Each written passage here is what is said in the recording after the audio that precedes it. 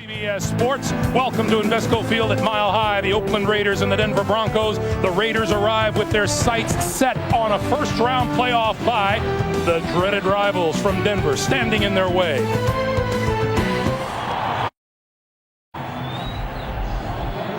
The Raiders have won the toss. They have elected to receive. That's Jason Elam, who will kick it away for the Denver Broncos. Greg Gumbel, Phil Simms, Armin Katayan here at Invesco Field at Mile High. A look at Terry Kirby, who is deep for the Raiders, who would love to get started early here in Denver this afternoon. A little chilly, Mr. Simms. Yes, it is, Mr. Gumbel. Got my coat on, though. I'm like you. I'm learning. Dress warm when it's cold. Here we go. This won't reach the end zone. Kirby from the 10. Lost the football. Picked it up at the 9. And is in deep trouble. Down at the 5-yard line. Chased down by Scotty Montgomery, number 83. And the Raiders will start deep in their own territory. Here's Rich Gannon. Trots onto the field. 24 touchdown passes, 7 interceptions. His completion percentage, second best in the National Football League. When you look at this Raiders offense, a lot of talk, not doing that well the last couple weeks. What they need to do, they make a lot of good plays, but they are missing the big play. Somebody's got to catch a short pass and make a big play out of it. That's how you score points in the NFL. From the 6-yard line, Charlie Garner. Not much there. The Raiders' offensive line has been beat up. It has injuries, but the one thing they do, they protect the passer very well. Darrell Ashmore starting in place of Lincoln Kennedy at right tackle. Tim Brown and Jerry Rice, the wide receivers. Garner and Ritchie in the backfield. Roland Williams is the tight end. And there's John Gruden in his 4th year as the head man of the Oakland Raiders.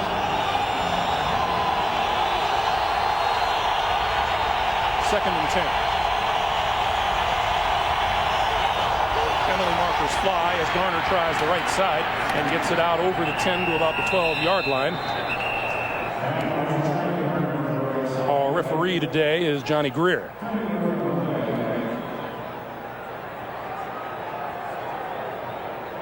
His indication is that the Broncos jumped offside and appeared to be number 93 Trevor Price. Offside, 93, defense, still second down. Check out the Bronco defense along with Price, Chester McLaughlin at tackle. Reggie Hayward and Keith Washington are on the ends. The linebackers for the Broncos, one of the reasons why this defense has improved so much is because of the play of the linebackers. Delpha O'Neal and Denard Walker are the corners. Eric Brown and Kanoy Kennedy are the safeties. Gannon to throw. Over the middle, Tim Brown, and Brown to about the 18-yard line. That'll be enough for a first down. Al Wilson makes the stop. Well, one thing you want to see, look at Coach Shanahan there. The one thing you'll notice today when you watch the Raiders offense against the Broncos defense is the Broncos move around a lot. They give you a lot of looks on defense. They want to try to confuse Rich Gannon, and they're going to play some defenses today. There's Ray Rhodes, the defensive coordinator, that the Raiders had not seen this year, and not many people in the league even try to play. Gannon, plenty of time here, throws near side. Tim Brown on the run and out of bounds at about the 41 or 42-yard line. Tim Brown last night saying that what the Oakland Raiders have missed in the last few games is consistency. Well, that's always a big thing, Greg, when you're trying to score points. And another thing they have not done enough of, Tim Brown, the inside receiver, not throwing the football down the field, getting big yards, big plays. Good throw by Rich Gannon that time. This completion, number 305 on the season, and that is a new franchise record. Gannon and Ken Stabler owned the old record at 304. Garner blown back on first down. Gannon throws this side, and that's complete to Jerry Rice across midfield and into Denver territory. Well, what did John Gruden tell us last night? These two teams played early in the year, and John Gruden says, this is like, preparing for a whole complete different team. The Broncos have kind of redone their defense. They gamble a little more. Today they're going to, as I said, going to try about 3 or 4 new defenses to try to take Rich Gannon out of his game, because he's very good at spotting the open receiver down the field. So they want to change up and confuse him. Tyrone Wheatley on 2nd and 1 goes for the first down and appears to have it. Chester McLaughlin and Al Wilson converge, but not before Wheatley had himself a first down. And you know, Greg, as you watch this, a lot's been talked about too. The Raiders not running the football as well as they did last year.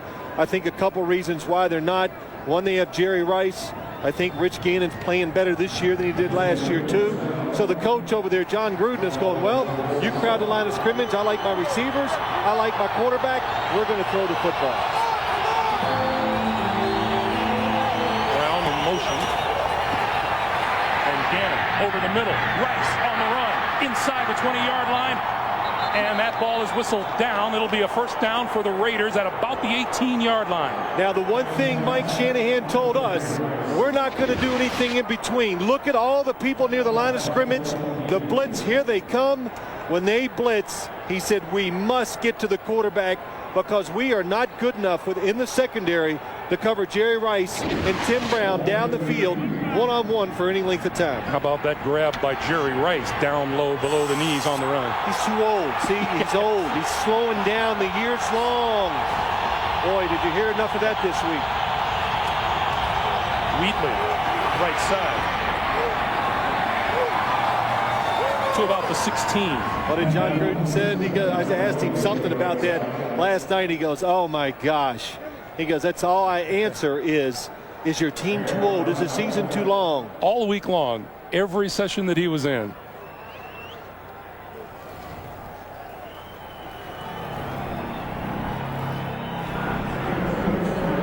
And we welcome those of you who watch Cleveland knock off Tennessee 41-38.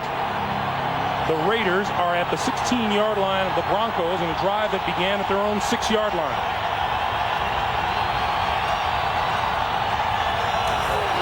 Gannon to throw on 2nd and 8. Outside Ritchie, and Ritchie is cut down at about the 13 or 14-yard line. Kenoy Kennedy making the stop. Well, the one thing if you're a Raider fan you have to like is the fact that they are protecting Rich Gannon. They're doing a magnificent job up front. The Broncos showing up blitzes, bringing everybody, nobody getting close to Rich Gannon to hit him. Rich Gannon a perfect 5 out of 5 for 72 yards on this drive that, as I said, began back at their own 6-yard line.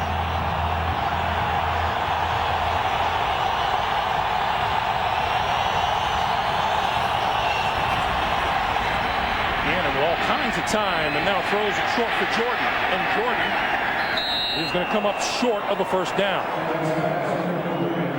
Now, two things you do. We talked about it. You blitz Rich Gannon. You try to get to him before he can find the open receiver. And that time the Broncos did what I think we're going to see most of today. They dropped 8 people in coverage, make the quarterback throw it short, then you come up, you make the tackle, you can't pick up the first down. Sebastian Janikowski, 1 out of 4 in the loss to Tennessee last week. This one from 27 yards out. Barely got it inside the upright. So a pretty good drive by the Oakland Raiders. Comes up short. Janikowski converts, and the Raiders lead it by 3. They overcome a terrible kickoff return. So to get 3 points out of that is a very good sign for the Raiders. From the 5-yard line, this is Chris Cole. To the 25, the 30, and a fine return out across the 35 to about the 36-yard line. So the Raiders in the hole from the Sebastian Janikowski field goal will come back with terrific field position for the offense. As we arose here in Denver this morning, but there is no snow right now. Brian Griese brings the Broncos out with 5 wide receivers on first down. Throws to the far side, and that is complete to Kevin Casper to about the 38 or 39-yard line. Let's take a look at the Denver offensive line's done a good job this year. Tom Nail and the centers had an outstanding year. In the backfield with Griese are Terrell Davis and Tony Carter. Rod Smith and Kevin Casper, the wide receivers, and Dwayne Carswell. Just the leader of a terrific set of Denver tight ends as you look at offensive coordinator Gary Kubiak. 2nd and 7.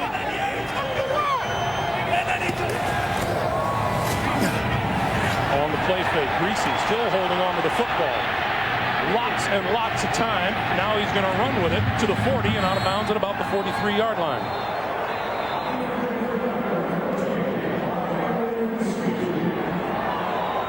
Five-yard pickup, and it'll be 3rd and 2 as we look at the Raider defense. Upshaw, Russell, Jackson, Tony Bryant across the front. The Raider linebackers, Greg Beekert, his job is to get them lined up properly against all the formations of the Denver offense. In the secondary, Woodson and Al on the corners, Anthony Dorsett and Johnny Harris at the safeties. And there is Chuck Bresnahan, who we spoke with last night, and he said one of the interesting things is he thinks that Greasy's been scrambling to throw rather than scrambling to run.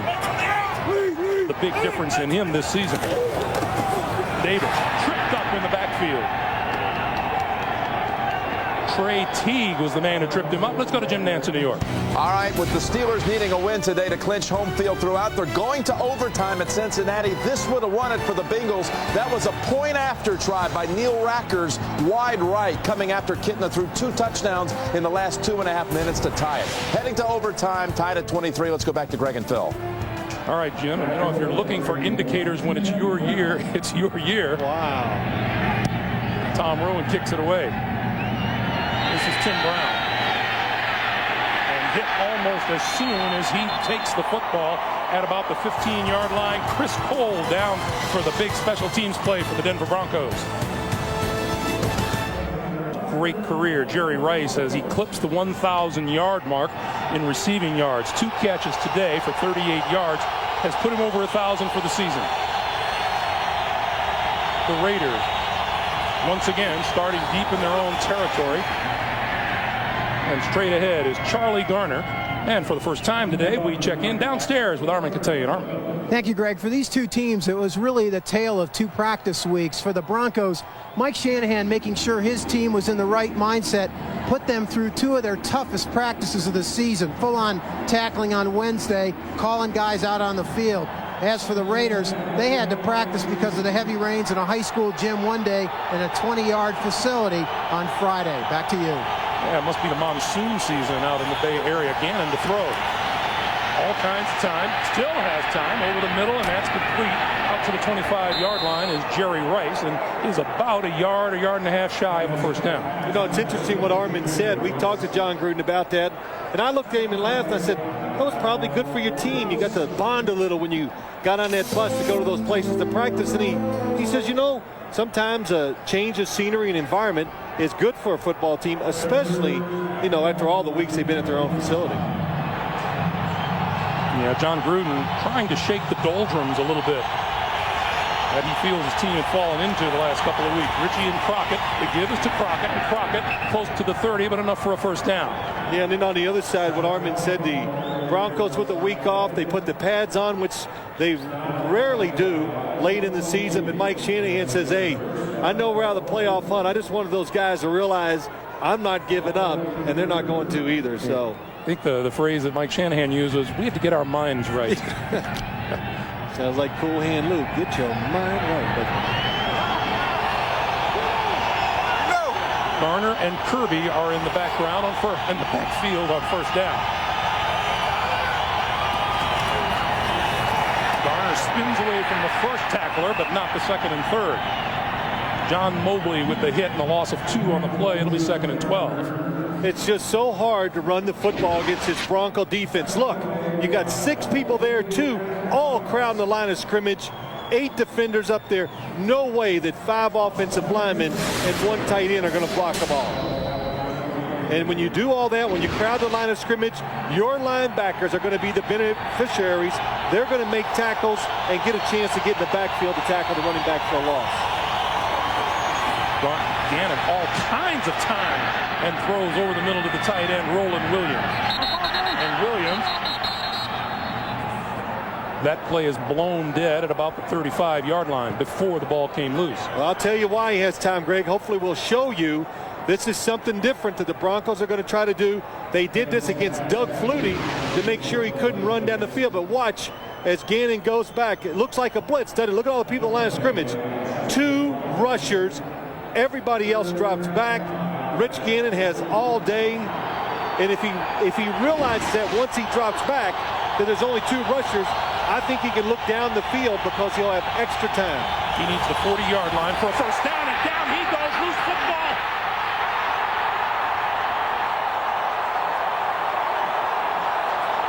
Broncos ball inside the 20-yard line. Bertrand Berry recovered. Bill Romanowski laid a heck of a hit on Rich Gannon. Well, the play before, only 2 rushers, the exact same look. And look, this time they all come. They do not pick up Bill Romanowski. Bertrand Berry falls on the fumble. But that's why they keep crowding the line of scrimmage. They want to try to confuse the Raiders. This time it works. Oh, big hit by Romanowski. As a team, the Raiders lost only 9 fumbles last season. That was the 16th this year that they've lost. Mike Anderson in the backfield behind Greasy takes the pitch on first down. To the 17, Eric Allen with the stop.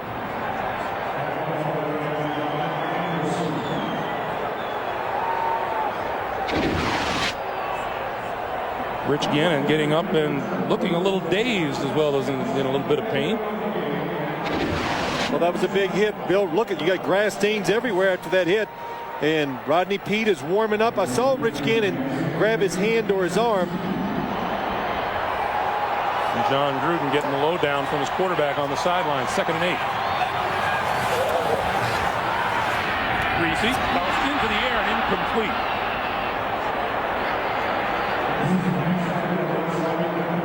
Third and 8.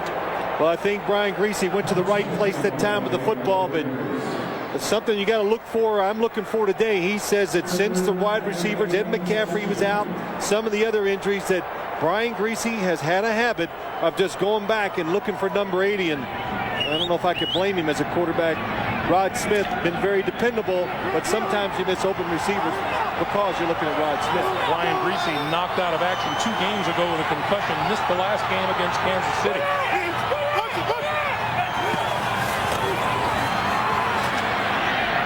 Inside the 10-yard line, and that's complete, but not enough for a first down to Scotty Montgomery.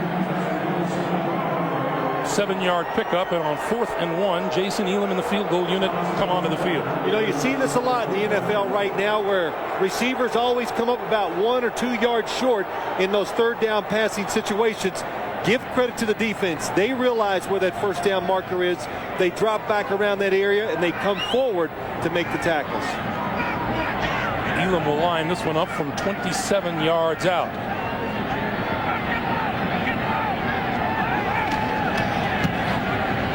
And the Pro Bowl kicker is right on target. 2:19 to play in the first, a 3-3 game, and we'll see how Rich Gannon recovers from this shot when we come back. Hurt though, Greg. Yeah. Terry Kirby from the 7. 25. And out to about the 27-yard line. And Rich Gannon, and we have it on good faith that it didn't hurt, so Gannon will be back in right after that. What do you mean you've heard it before? You haven't heard it over breakfast. This is Charlie Garner trying to turn the corner and can't do it. And we have a fired up Denver Broncos defense on the field. Bertrand Berry made the stop.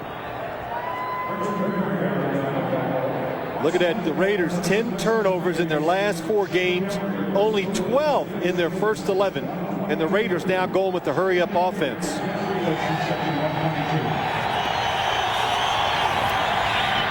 Screen to Garner. Garner out across the 30 to about the 34. John Mobley making the hit there after a gain of 7, and it'll be 3rd and 4. You know, I look at this Broncos defense, though, Greg, and even Coach Shanahan was telling us yesterday that how much it's improved. And I thought they started out the year kind of shaky, not good against the run, giving up big pass plays. And now, since they've been around, they've gotten used to Ray Rhodes. You just see everything from them, and they've improved dramatically, especially in the last 6 games. As the numbers will attest. 3rd and 4. Gannon, a perfect 9 out of 9 throwing the football. And goes down at the 25. Keith Washington, his 4th sack of the season. We're just seeing everything from the Broncos defense so far. Blitzes, 2 guys rushing the passer.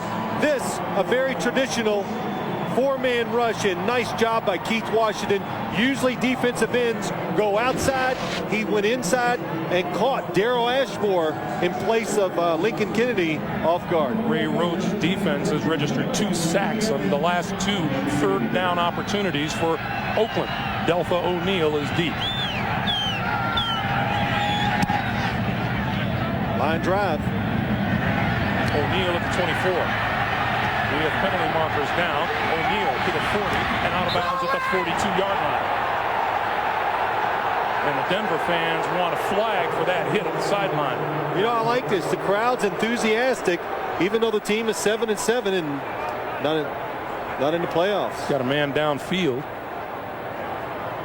Take a guess what they're going to do, Greg.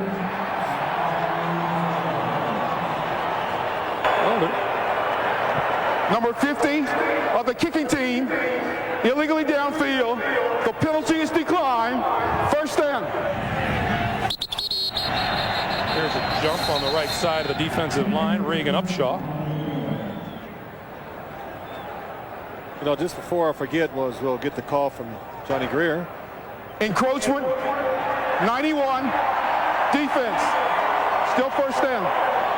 Just going back to that sack of Rich Gannon. Remember Darryl Ashmore in place of Lincoln Kennedy, the right tackle for the Raiders today. So Keith Washington, just like any defensive end's going, oh man, I got me a new guy over here. They're probably going to show him a lot of different looks today. Terrell Davis inside the 45 to about the 43-yard line.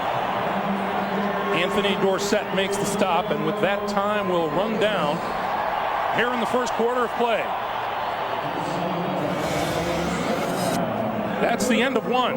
A field goal aside. Oakland 3 and Denver 3. As the Broncos come up to the line of scrimmage, Terrell Davis, the lone back. Rod Smith still without a catch so far here today. Davis, Broncos 5. Inside 35, the 30, to the 20. And Davis dragged down inside the 10-yard line, and let's check the penalty. Against the Raiders.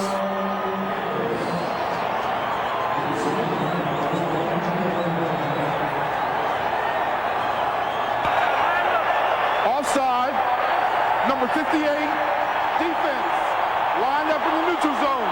The penalties decline, first down. One of those things we've talked about, how players many times aren't called for this. Yeah, and I've noticed it called here the last couple days. Elijah Alexander just lining up off sides, but Mike Shanahan told us yesterday, he said Terrell Davis, he thought had dead legs in their last game against Kansas City. He is fresh now, and we're seeing that early in this game. Davis inside the 5-yard line. You know, think about it. Terrell Davis out a long time, injuries to his foot and his knee and everything that's gone wrong with him. He comes back, plays a couple good solid games. Then he goes to Kansas City. You know, he's tired. His legs were dead. Gets that week off, and Mike Shanahan said he has been sharp in practice and was really curious to see how he's going to play these last 2 games. You look at those numbers, and it is incredible to think that here we are, second to last game of the regular season, and we're still looking for the first touchdown of the season from Terrell Davis. Penalty markers fly.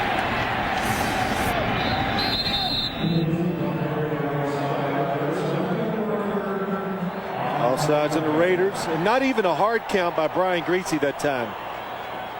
Not a hard count at all.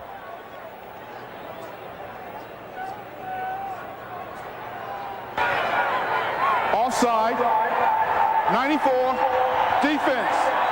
We'll go half the distance to the goal.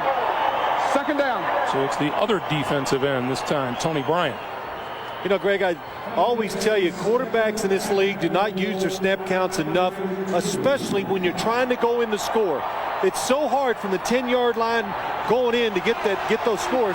If you draw them off sides, you get 4 or 5 cheap yards sometimes. It helps the situation. Down goes Griese on an obviously messed up snap count that time. Grady Jackson was all over him. Well, I think everybody had the snap count except the center, Tom Nalen. It looks like everybody took off. That's what, absolutely.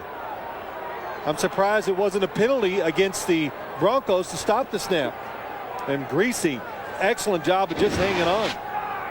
You know, you're right. Everybody was in motion. Talk about illegal motion prior to the snap. 3rd and goal. And now Greasy and the Broncos are going to take a timeout. 13:02 to play in the first half. They want no mix-ups here in the red zone. Somebody as heavy as Grady Jackson falls on you, you're going to bring up some dirt. 3rd and goal. Greasy throws this side. Incomplete. Nicely done by Eric Allen. Pass intended for Rod Smith, and Jason Elam will come onto the field. Well, so many times I talk about when there's the perfect route and the perfect throw, there's just nothing the defense can do. And Eric Allen just judges everything right that time. Breaks at the proper time, sticks the left hand out, no pass interference, and knocks it down. Elam was good from 27 yards out earlier. This is a 25-yard field goal attempt. And it also is good. Battle of field goals. Mike Shanahan's Broncos lead it 6-3. And sometimes snow flurries. Denver with a 6-3 lead. And Terry Kirby is deep for the kick from Jason Elam. Kirby will let it bounce once and bounce into and out of the end zone. That'll be a touchback. It'll be Oakland from their own 20, and we check with Jim Nance in New York. Jim. All right, we've got a final at Cincinnati. Neil Rackers trying to atone for the missed PAT at the end of regulation that would have won it. 31-yard field goal try. Good this time, hooking it through. The Bengals beat the Steelers, so the Steelers do not lock up home field throughout. However, the Raiders, they must win to keep their hopes alive today in that category as well. Let's go back to you, Greg and Phil. All right, Jim. So, yeah, there's a little incentive on the Raiders side of the field that they can still grab that top seed in the AFC. And Rich Gannon, a perfect 9 out of 9, approaching 100 yards throwing. Charlie Garner, the lone back behind Gannon, who will step back and throw this side. Tim Brown complete to the 25, a pickup of 5, and it'll be 2nd and 5. You know, I see the Raiders, what they're doing, trying to change their looks up on offense to try to get something they recognize from the Broncos defense in 4 wide receivers. It did it that time. Gave Rich Gannon, didn't have to worry about a blitz, finds the open receiver.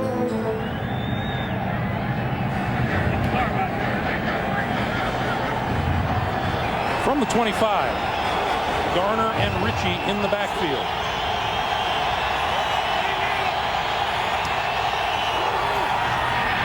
And throwing to the far side, Jerry Rice out of bounds, just across the 35-yard line, and a 1st down. Well, the one thing I think, I said it earlier, the Oakland Raider wide receivers, look at the space between Jerry Rice and Jimmy Spencer. Jimmy Smith, that's the way you got to play it. When you know you do not have help, back up and make him throw the perfect throw to the sideline. And you made reference earlier, Phil, and John Gruden confirmed it with us last night. Of course, when you add a Jerry Rice to the offense, it's going to have an effect on the running game, and it has. Out here to Rice, 45, out of bounds at the 46-yard line, and that's pretty close to another 1st down. But as I said, Jerry Rice and this Raider team, they're too old, Greg. And it is amazing, and it's a cliche. And I listen to all the pregame shows, and, well, it is a factor when later in the season. I look at it this way. When you get later in the season, you have veterans on your football team. These veterans, there's one thing that happens when you're in the National Football League as a player. You get grouchier, meaner, and tougher the more years you play, and you will not put up with losing like a younger player will. Fake by Gannon, and then comes to this side, and Jeremy Brigham, his tight end. And Gannon continues to connect with his chosen receivers. That's an 11-yard pickup. Well, it's just a nice job. That time the Raiders trying to go for the big play. They had Tim Brown doing a double move, trying to go deep, try to get a quick touchdown, something they're lacking, those big plays. It's not there. Rich Gannon, good decision. Come off of it, go to the other side of the field for the completion. Gannon is 13 out of 13.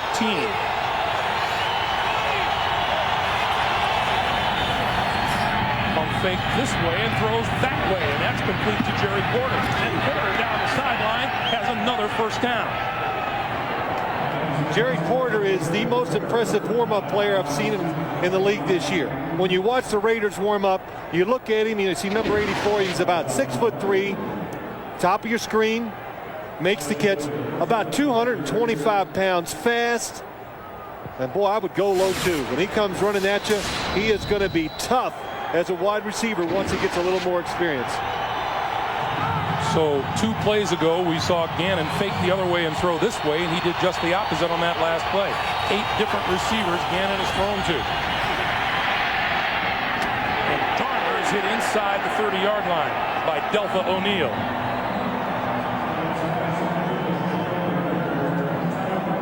A 1-yard gain on the play makes it 2nd and 9.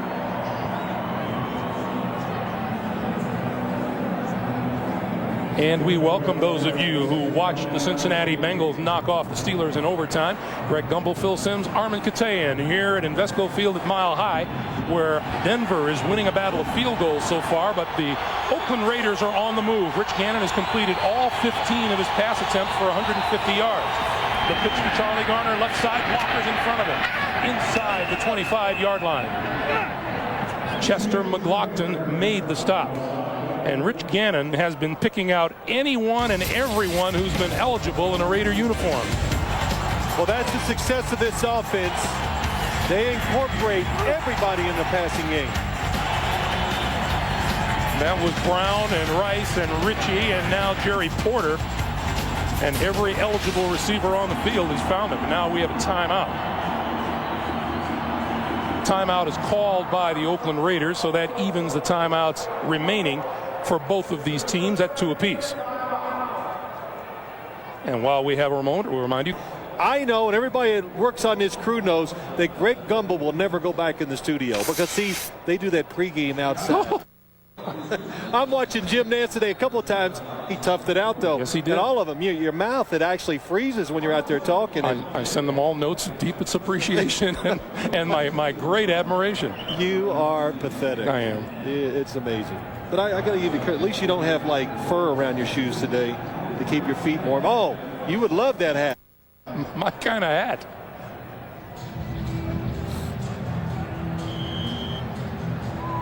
Look at Rich Gannon, 13 of 13 from 1 to 15 yards, 2 for 2. If I was him, I'd quit. It's a perfect day. 15 of 15. Spectacular start by Rich Gannon. Decision-making and throwing the ball very well. On 3rd and 5. Gannon complete to Rice. Rice to about the 17-yard line, and that's a first down. Let's go back to New York and Jim Nance. Jim.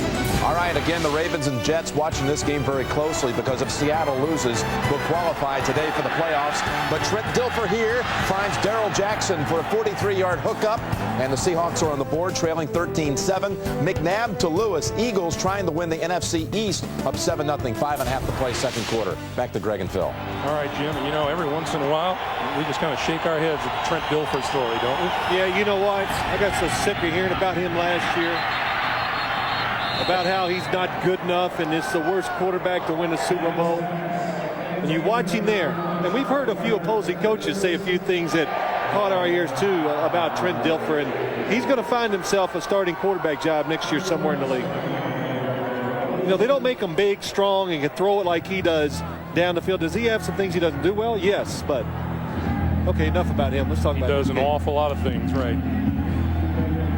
Well, after 16 straight completions, that dropped pass was Gannon's first incomplete pass of the day. 2nd and 10. On the quick slant, Jerry Rice. And Rice to the 7-yard line. Well, Mike Shanahan said it right to us, Greg, and I can really see what's happening in this game.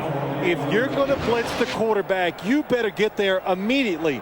They don't. Look at the cushion Delpha O'Neal gives Jerry Rice. Rich Gannon, he is accurate. He feels it today. Perfect throw. Look at the blitz. Everybody coming inside. Nice pickup. Excellent job by the Raiders offensive line. Jerry Rice, 7 catches, 85 yards already today. 1st and goal for the Raiders.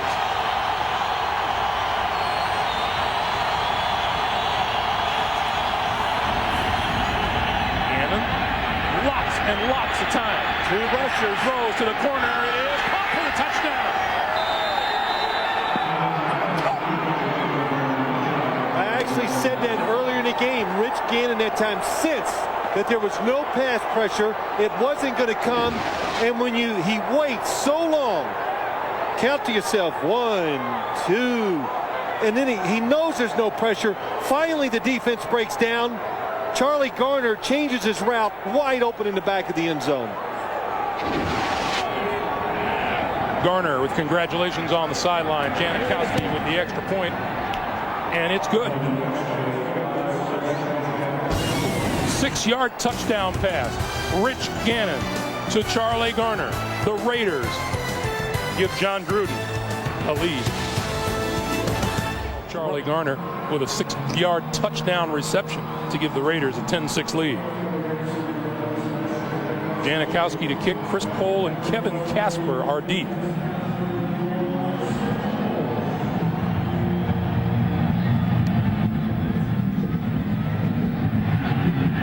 On the run at the 2 is Casper, and he can motor, and he's hit hard as he crosses the 20. Denver starts from their own 24-yard line. And the pass out here, complete to Rod Smith, and Smith out to about the 27-yard line. And let's go back to the touchdown. Yeah, I want to show you a couple of things. Only 2 rushers from the Denver defense. Then watch Charlie Garner, the halfback. 9 players drop back. Nobody is even close to being open. But Rich Gannon senses he has no pressure. He waits. The defense breaks down. Charlie Garner sneaks to the back of the end zone for the touchdown. And Mike Shanahan told me, he goes, if Rich Gannon figures that out, we only rush 2, he'll know to hold the football. And what will happen is what we saw there. The defense will break down. Greasy and Rod Smith across the 30, out to about the 34.5-yard line. Torrey James was on it. And for Rod Smith, career reception or career season catch number 100. And you know, with all of the injuries that the Denver Broncos have had this season, here's a guy who has been, he played for how long with 2 ankle sprains? 2 high ankle sprains. He toughed it out and played through it. And you know, Mike Shanahan cannot just say enough good words about Rod Smith, his production, his leadership, and playing hurt. He got rid of it, and that is complete to this side, and Patrick Haight, the tight end. Oh, what a play by Greasy. Just to see the blitz by Anthony Dorsett from the backside. Anthony Dorsett, he might be one of the fastest guys in the National Football League. Good recognition and a perfect throw with pressure in your face.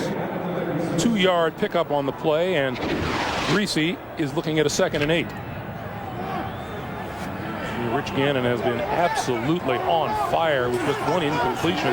That one wasn't his fault. The receiver just dropped it. The pitch for Davis. Cuts it inside. Running room. First down and much more into Oakland territory. Knocked out of bounds by Johnny Harris. Boy, that's a play that we have seen the Broncos running the pass with so much success. Lepsis gets out, 78. Nice block on Charles Woodson. Good gain, and we see the big hit right at the end. Phil, it was interesting talking to Mike Shanahan how, in effect, he has some tough decisions to make regarding Terrell Davis, who makes a lot of money and hasn't proven himself to be terribly healthy over the last 2 seasons. Well, he really wants to see Terrell Davis be productive over these last 2 games. That's Davis straight ahead. Eric Barton with the stop. As we come up on 5 minutes to play in the half, let's go down to Armin. Greg, you mentioned Terrell Davis, and these days of he's playing, they really are judgment days for him. He's scheduled to make more than $8 million next year in salary cap money, and it's quite possible he could become a casualty of that cap. Mike Shanahan telling us he wants Terrell back here next year, but nowhere near those numbers, and he will be judged on his performance in these next 2 games. It's possible this could be the last home game for the greatest running back in Broncos history. Back to you. Yeah, Armin, strange to think, and as we said, amazing. There's a pass pass behind the intended receiver, Rod Smith. Amazing that he has been able to come back at times, and yet there's always been something over the hill where it seems he's about ready to find his stride, and then he gets hit with another nick, another injury here and there. Yeah, Greg, we have followed this all year long. We've done enough Bronco games. We have talked to Mike Shanahan numerous times about Terrell Davis, and yeah, there are some tough circumstances here lying ahead for him and the team, but without question, I believe he will be back because he trusts the Denver Broncos organization. They want him here because they know if he gets healthy, he's a difference maker. He can take you to the Super Bowl. Greasy on 3rd and 8. That pass is complete close to the 30-yard line to Kevin Casper, and now fighting his way inside the 30, and that's a Denver first down. That's a nice job by Brian Greasy. I said earlier, sometimes in tough situations, he just goes back and he looks for number 80, Rod Smith. This time, Rod Smith is covered. He finds Kevin Casper. Nice route. Perfect throw by Brian Greasy. Kevin Casper, the 6th-round draft pick out of Iowa. He is the man. You remember, Greg, we talked about Kevin Casper. He has not had any sugar or anything bad for his body since the 7th grade. Haven't had any for about an hour and a half now. First and 10. Not that long. Greasy. Penalty marker is down, and Greasy, still scrambling for his life, goes down to the 31-yard line. And a face mask call against the Raiders. John Gruden disagrees. Yes, Rod Coleman, number 57, was trying to get a hold of Brian Greasy. He might have caught his face mask.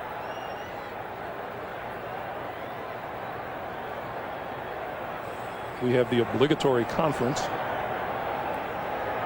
Oh, they're moving quick today, though.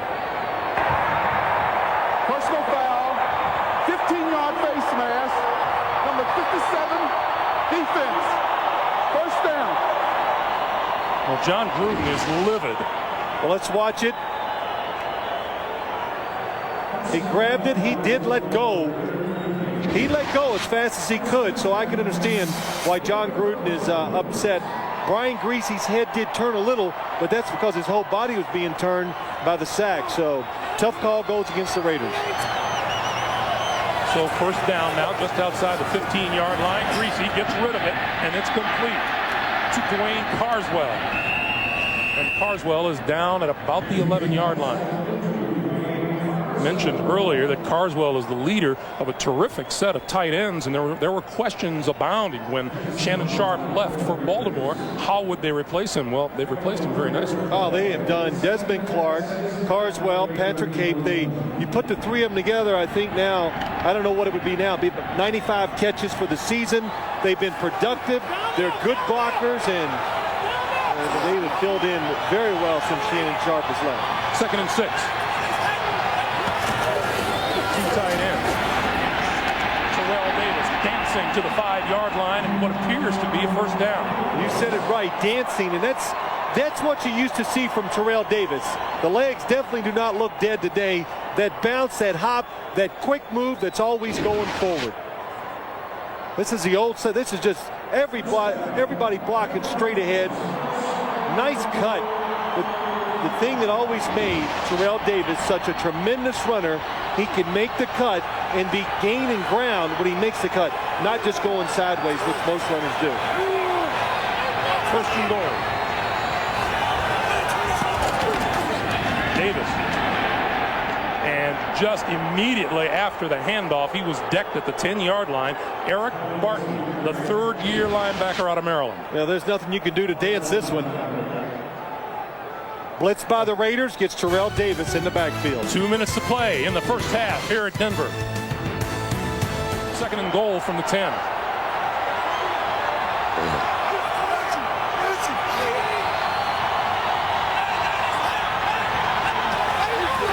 Penalty markers fly. Pass to Rod Smith as it's intercepted by Torrey James.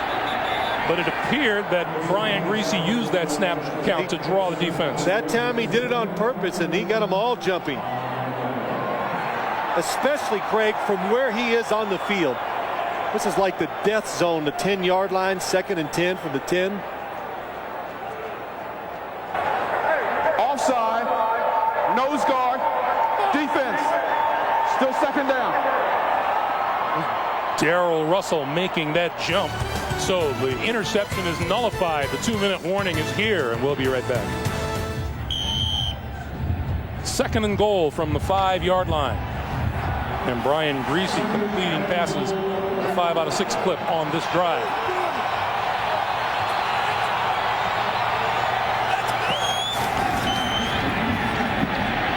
Greasy right up the middle to the 5. Touchdown.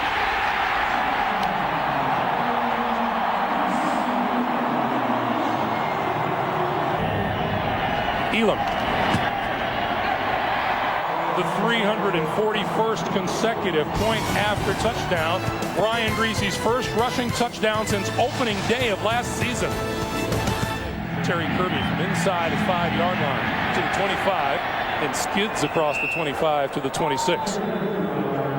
Well, the Raiders are in the playoffs. The Broncos are not, but that hasn't stopped this from being the terrific rivalry that it has been over the years. And on one of the local shows, Phil, I heard one of the Denver Broncos say, we don't care if we aren't in the playoffs. The fact that we're 7-7 and we have 2 games to go, we want to finish 9-7.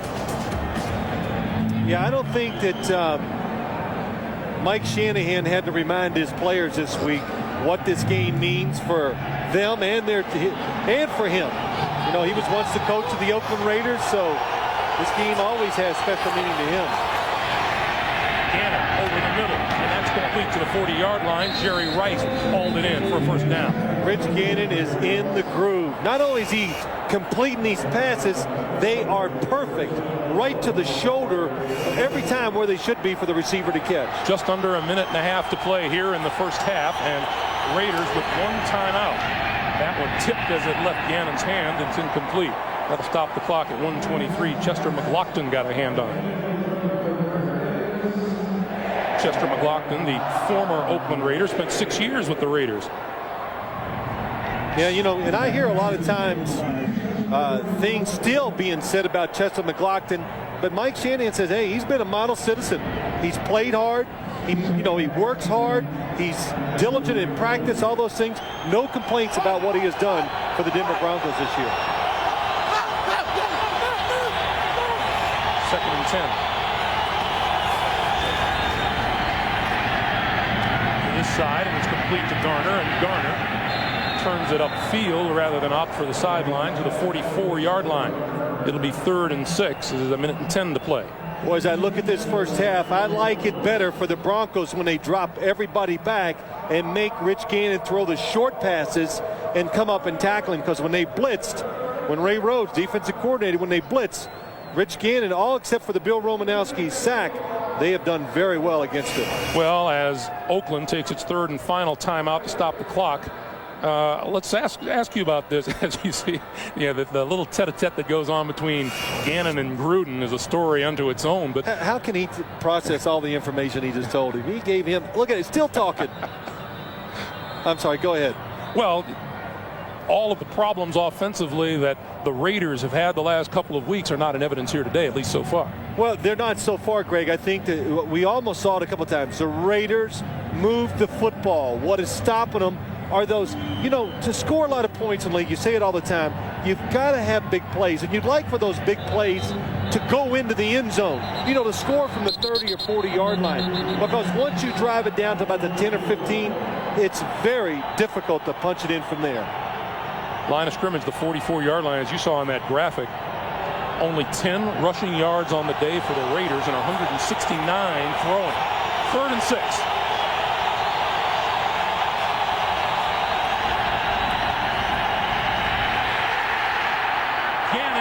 Down inside the 40, courtesy of Ian Gold. The Raiders had the right protection in there. Roland Williams, the tight end, is trying to block Ian Gold. Ian Gold is just too good at rushing the passer for a tight end to block him that long. At the end of there's 86, Roland Williams, Ian Gold. He is a high activity. Oh, nice move. Almost a complete whiff. But that's just a very tough assignment for a tight end to block a pass rusher like that. And now Denver has used its 2nd timeout to stop the clock as they anticipate the punt. While we have a moment tonight on You like Arnold movies? Yeah. I do too. I love, I like the way he talks. Sometimes he gives, yes.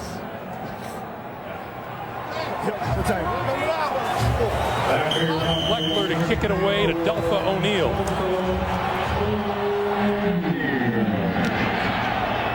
Line drive kick. O'Neal from the 10. Turns it back and stumbles and is down at the 11-yard line. Our AFC playoff picture. Pittsburgh is in. Oakland is in. New England is in. Miami is in.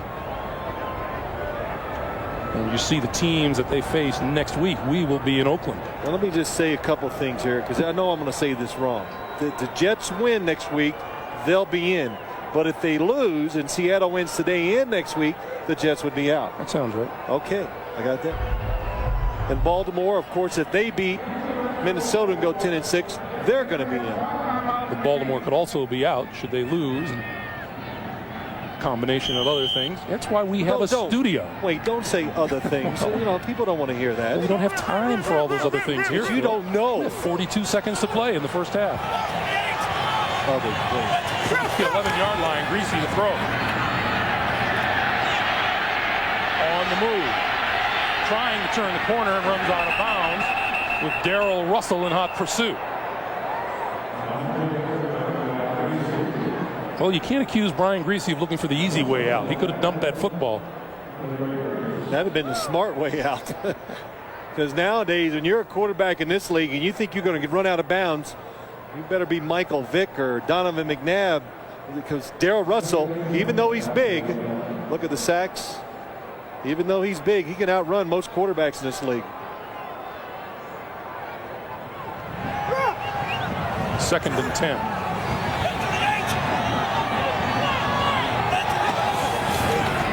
Terrell Davis eludes the first tackle and the second, and is down at about the 12-yard line. Charles Woodson with the stop. One thing the Raiders have done very good on defense too this first half, the Broncos have come out with lots of formations, and Chuck Bresnahan told us, he says, the number one thing when you play the Raiders, what you got to do on defense, the Broncos, their offense, you just got to line up properly, give your players a chance. They have done that in the first half. Time will run out here in the first half. We had 3 lead changes in all, and as the teams go to the locker room, the home-standing Broncos lead it by 3. Let's go down to Armin. Oh, and they got 11 guys up there. We're going to try. We got to try and win a game. That's the big thing. All right, Coach. Greg. Although the passing game has been clicking for Rich Gannon, 163 yards throwing, only 10 yards rushing. Can the Oakland Raiders continue to survive like that? Yes, they can. I don't think they have much of a choice. The Denver Broncos defense, they are up to the line of scrimmage. They're daring them to throw the football. And you've noticed when the Raiders do try to run it, you just do not have enough guys, enough players to block all the people near the line of scrimmage. So it looks like, and I would expect them in the second half, to force the Raiders to keep throwing it, Greg. Chris Cole, Kevin Casper are deep from the 1-yard line. Here's Casper. 20. And is stopped just short of the 25-yard line, and we check in with Armin. Greg, Mike Shanahan very happy with the intensity of his football team. He said, really, as you said, Phil, we're going to stay with what we're going to be doing, what we've done in the first half. He said, we're going to try to keep Rich Gannon uncomfortable throwing the football, despite the fact that he was 20 out of 22. We want to keep him out of the end zone. And a very simple message for his team at halftime. Finish it. Greg, I'm finished now, too. Armin, my heaters is your heater working good, Greg? It's very nicely comfortable up here. I noticed Armin's getting a little chilly. Terrell Davis and Tony Carter in the backfield. Greasy over the middle. That's complete across the 40 to Carter out of the backfield and a first down. 17 yards on the play as we look at the first half numbers. We talked about that huge advantage over the rushing game that the Oakland Raiders enjoyed, and it's been just the opposite for the Broncos. Yeah, I think the one thing that jumps out, the Broncos 82 yards rushing, Terrell Davis with a couple big runs, and what we saw, Brian Greasy on that first play action fake, the Raiders go for it, Carter open down the middle. Greasy complete to Rod Smith, and Smith down at the 48-yard line. Eric Allen on the coverage. The pickup of 7 will make it 2nd and 3. Rod Smith is one of the best possession receivers in the National Football League. He knows how to go down, stop, use his body. He's a very big wide receiver and got a little bit of a push off that time, but it did not really have any effect on the play. That's a career high 101 receptions for Rod Smith. Terrell Davis tries the right side and is very close to a first down. Now, you know, one thing, I knew it was going to be a run. You know why? Because Rod Smith was not in the game. It's second down and it's short, and they take him out. They're going to give him a little rest because they're going to hand it to Terrell Davis. And we're going to have a measurement right here and stop the clock with 13:19 to play. Looks to be just shy of a first down.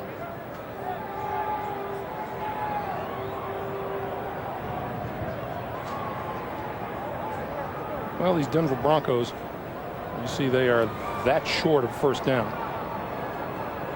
They're out of the playoffs, but they aren't playing like they're out of the playoffs, are they? No, they're not. I'm very impressed. You know, the fans, they showed up here today, had good turnout, so I think that's always a problem with certain teams, especially maybe a team like here in Denver where they expect to go to the playoffs every year and have success, but they've been loud, and the Denver Broncos have been crisp and inventive on both sides of the football.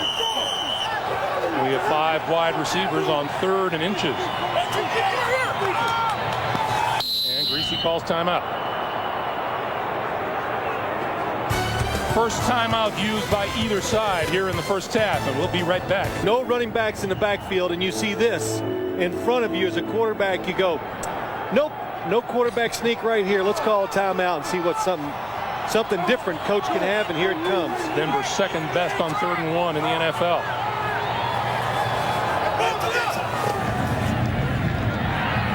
Trying the left side, and Davis isn't going to get there. In fact, he lost 2 yards on the play. Wow, the Broncos did everything. 5 wide receivers. They shift Terrell Davis back into the backfield. They put motion. They get it all going. They don't even run up the middle. They go outside. The Raiders are there. Penetration, and get a really good tackle for a loss. So Tim Brown will drift back to around his own 10-yard line for the punt, coming from Tom Ruin. Remember, too, Brian Greasy not running the quarterback sneak. He had a concussion a couple weeks ago. Can't take a chance. Ruin gets a sky-high kick away, and fair catch called for and made by Brown at his own 21-yard line. Timeout in Denver. Broncos by 3. The ball, all 6 of their drives have begun inside their own 30-yard line as you look at the numbers Rich Gannon has posted today.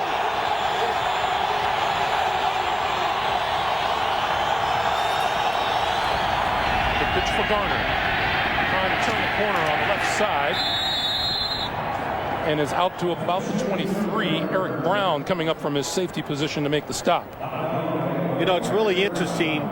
Even like Greg, you talked about it, the Raiders, Rich Gannon having a really special first half and only getting 10 points out of it and not even really making an attempt to run the football. The one thing that happens when you do run the football, it allows you, when you do run a play action pass, to get a chance to really get cheap yards and big yards down a field. So the Raiders maybe should try every once in a while just to run it for that purpose. Not here. Gannon throws, and that's complete to Tim Brown out across the 30 and close to the 35-yard line, and enough for a first down. John Mobley with the stop after an 11-yard gain. And talking about that Raider running game, a year ago, the Raiders were the #1 rushing team in the NFL at more than 154 yards a game. They come into this game averaging 106 a game, and at the present rate, they're going to fall way short of that. Well, a couple things, Greg, though. Their attempts at running the football are down. Rich Gannon, because he's getting better pass protection, wide receivers are getting open. He is not running himself from the quarterback position like he did last year either. Gannon throws far side. Wow. Grab by Tim Brown. Brown fights for a first down across the 45 to the 47-yard line. Well, there it is. That's the first bad pass. Or I should say the first pass that's offline by Rich Gannon today, but Tim Brown makes an excellent catch. And when you're going to throw the football short, which the Raiders, they will do it. If you're open for 1 yard, they'll throw it. This is what you'd like to see afterwards. A missed tackle and some runs after or yards after the catch. The 2 great wide receivers. You see their numbers on the day. Not bad. Here's Tim Brown on the reverse to about the 47. Jimmy Spencer with the stop on the far side of the field, a pickup of 6, and it's 2nd and 4. Do you think it's possible one time Tim Brown would let us strap one of those? What do you call those things when it tells you how far you've run during the course of a game? Because he does statistician? No, he does about pedometer. Is that it? Pedometer. Oh, I couldn't hear in my ear. Somebody tried to tell me I can't hear either. But he does about 3 miles behind the line of scrimmage, just going in motion. He goes in motion almost every single play of the game. Randy Jordan in as a wide receiver on 2nd and 4. Gives to Garner. Garner turning the corner on the right side and is inside the 40 and out of bounds at the 37-yard line. Kenoy Kennedy ran him out, but not before. Garner picked up 9 yards and another Oakland first down. Yeah, good blocking by Roland Williams, the tight end, and also just an excellent job by Garner seeing that all the defenders, look at all the defenders running up inside. He's got a Noah Jeremy Brigham, number 87, good block on Bill Romanowski, and Garner, excellent speed, gets to the outside. If that looked a little bit unusual, Charlie Garner with that 9-yard run just registered the longest run of the day by the Oakland Raiders.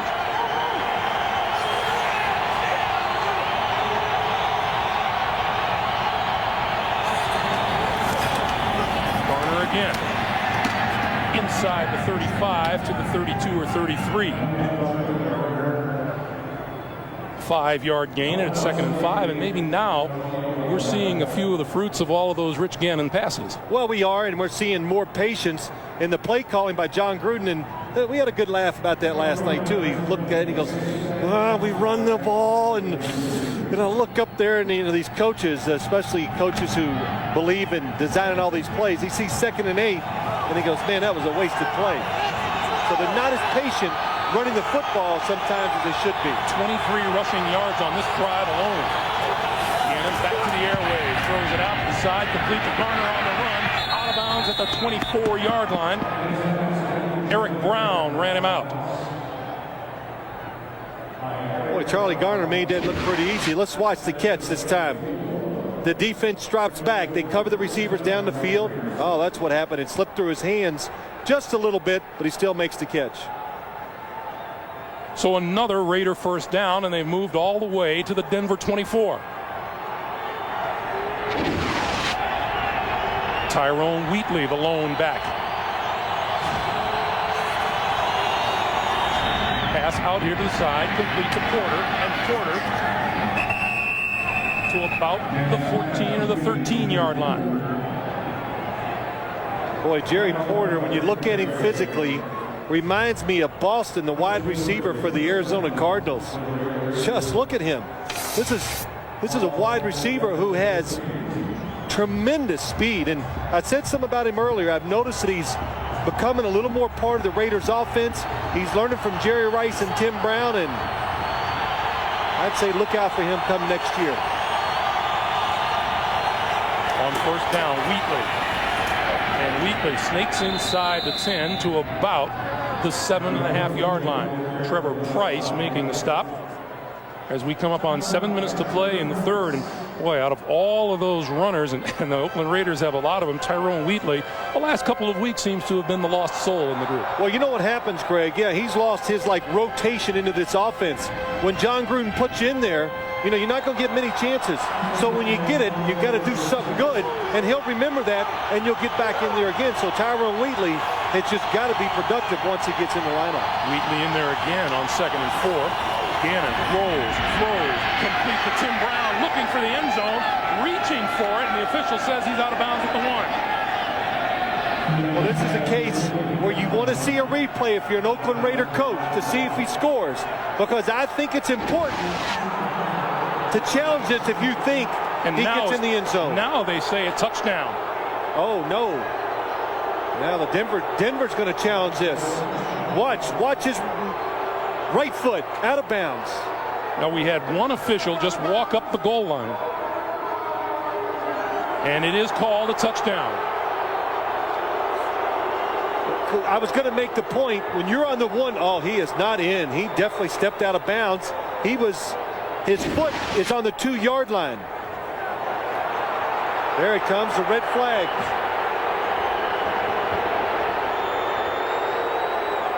There will be no fiasco at Invesco. Tim Brown catches it. A ruling on the play that there was a touchdown. Right foot out of bounds at the 2. The football has not crossed the goal line, in my opinion. Where is the football? Oh, nice shot. Tim Brown didn't even begin to stretch for the goal line. I think they'll place it on the 1. But what I was going to say, Greg, I watched some games on TV, and when teams get to the 1, Denver is not charged with the timeout. excellent shot. This one in from the side we saw as Tim Brown, his right foot hits the 2-yard line. You can see here it comes. Look where the football is. Perfectly on the 1-yard line. So take the touchdown off the board. As you heard Johnny Greer say, the Broncos not charged with the timeout. So from the 1-yard line, Ritchie and Crockett in the backfield on 1st and goal. Gannon still has it, throws, end zone, it is a touchdown. Jeremy Brigham. That's the play. When you're down in a situation like this on 1st down, if you throw it, you're going to get a touchdown almost always. Jeremy Brigham's first touchdown of the season. The defense has to play run in a situation like that. The Broncos do. Brigham is wide open. The lead changes for the 4th time today. Janikowski for the extra point. Fumbled. And Shane Leckler got it up there in time for Janikowski. Jeremy Brigham celebrates his first TD and celebrates the Raiders in the lead again. Tight end out of Washington capped the 79-yard drive with a 1-yard catch, his first touchdown of the season. Raiders are in the lead, and now Chris Cole and Kevin Casper are deep for the Janikowski kick. Casper on the run. 20. Penalty marker flies.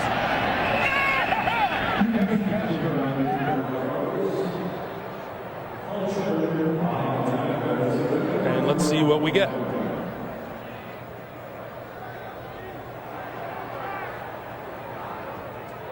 Block below the knees. Can't do it.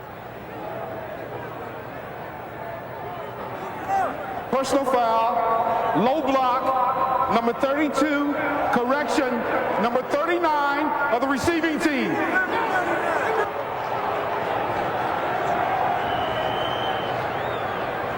How important is the work of the holder, Shane Leckler, on that extra point try?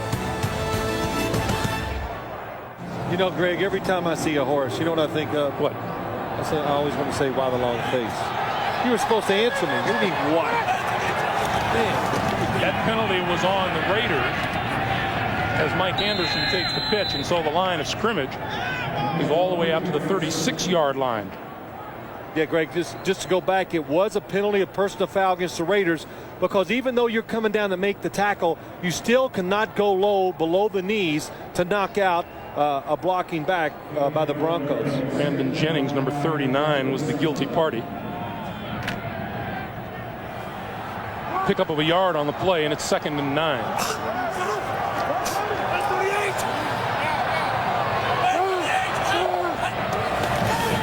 Anderson still in the game as Greasy with a deep drop and plenty of time, and that pass knocked down by Darrell Russell. Darrell Russell stuck a big left paw out there and just batted it down. And figures he should have intercepted it, I guess. Well, good protection by the Broncos offensive line. The Raiders defensive line, they can't even get back there. They know it, so they stop and they watch the quarterback, and that's why Darrell Russell knocked the football down. So now it's 3rd and 9. Well, Chuck Bresnahan has got to like what he has seen so far again today. The last 2 games in the first half, the Raiders defense played well. Here comes the blitz pass over the middle, complete to Rod Smith. Out across the 40, but that will be well short of the first down. 4-yard pickup. William Thomas made the stop. Blitz by the Raiders. You see the defenders coming. Rod Smith going short across the field. William Thomas comes up to make the tackle.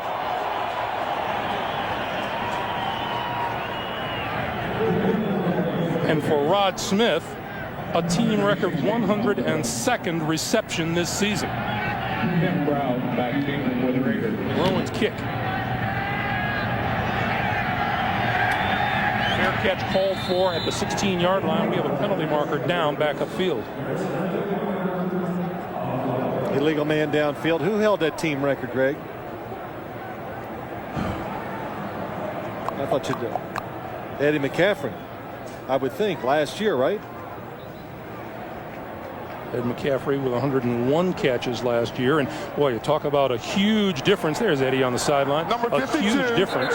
Of the kicking team, illegally downfield, will penalize 5 yards and re-kick. So we'll kick it again. But the loss of Ed McCaffrey earlier this year to a broken leg was a huge difference for this Denver Broncos offense. Yeah, it really did change them. It hurt their downfield throwing, blocking. It hurt their running game. And we talked to Mike Shanahan yesterday, and he said that everything's going well for Ed McCaffrey. Expects him to be back next year at full force. And I even watched the Ed McCaffrey show out here. I saw that. He goes over to congratulate Rod Smith. Charles Woodson is now deep for this kick. It's a horrible kick. Bounces at the 40. And going to roll out of bounds short of the 35-yard line. Bruin much preferred the one before this. The penalty costs the Broncos here. Broncos up and down. It has. It's been a little bit of a roller coaster. We haven't really been able to put together, a couple of wins in a row, unfortunately. But the effort's there and the character's there. It's just a matter of getting the job done. And hopefully we'll use these next 2 games to build into next year. We're looking forward to seeing you next year, Ed. Okay, Greg. All right, Armin. Well, that's one thing you absolutely know about Ed McCaffrey. It's just killing him to be on the sideline watching his teammates play. Oh, yeah. Greg, he was with the New York Giants for years and wasn't really a big part of that offense like he should be. Went out to San Francisco, kind of rediscovered or learned a different way to play wide receiver. Then he came here and he found it. Just a tremendous part of the offense, turned into one of the best wide receivers in the league.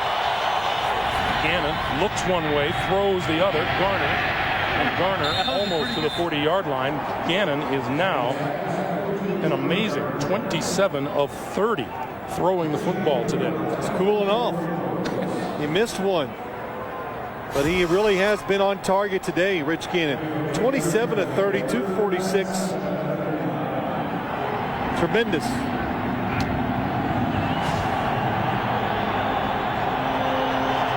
The one thing the Raiders offense has not done today that it's done in the past few weeks, not committing the penalties, putting themselves in tough situations. On third down, outside, incomplete, intended for Tim Brown, or Jerry Porter, rather.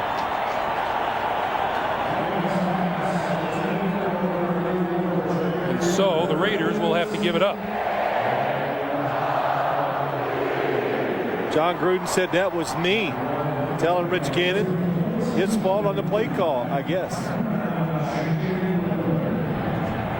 Although with those two, you can never really tell what's going on. Leckler to kick, Delpha O'Neal is deep. And he barely got it away. Sails out of bounds on the far side of the field. So while they place the football, we will remind you, in fact, we'll show you our NFL.com. I say last night, John Gruden and Rich Gannon, and I've said this a couple times, they have a few words on the sideline with each other. John Gruden says, I just know, no matter we have our disagreements, I got to let Rich have the last word. And what a thing for a head coach to say. Terrell Davis cuts it back and finds a hole up to the 30-yard line before Chris Cooper makes the stop. 6-yard gain, 2nd and 4. And, a couple years ago, I mentioned to you, I said, how unusual is a guy is screaming and yelling at his coach on the sideline? You said, what? It happens all the time. Well, I think it's a good thing because it shows you that they can communicate and get over differences. It doesn't fester inside, and you don't go to tell the rest of the teammates, coach made the wrong call, this kind of stuff. It's just open communication.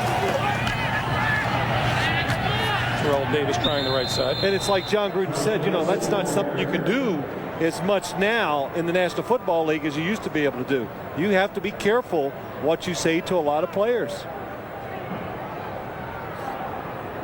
2.5 to play in the third.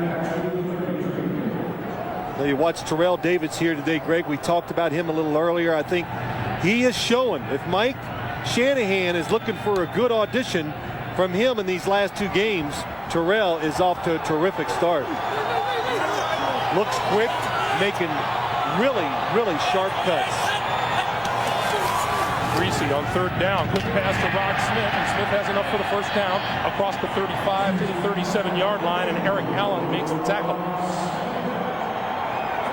Boy, Brian Greasy is as accurate a thrower as you can find in the league too. Give him time, he's going to find the open receiver, and that time he throws the ball to the back shoulder of Rod Smith because Eric Allen is driving in front of him to try to knock the football down. Brian Greasy's 2nd half numbers, 4 out of 5 for 34 yards. Mike Anderson in the backfield now. Fake to Anderson. And getting away is Chris Cole. And Cole, penalty markers fly across midfield to the 48-yard line.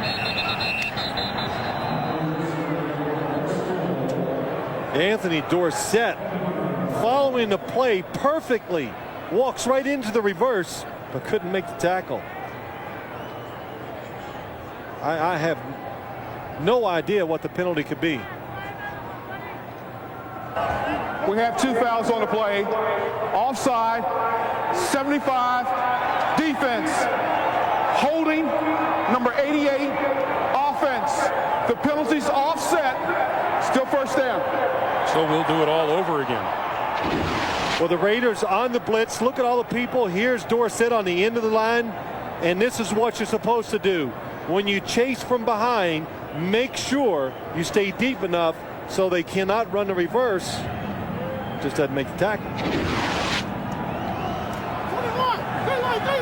So we repeat the 1st down from the 37-yard line. 1:05 to play here in the 3rd quarter.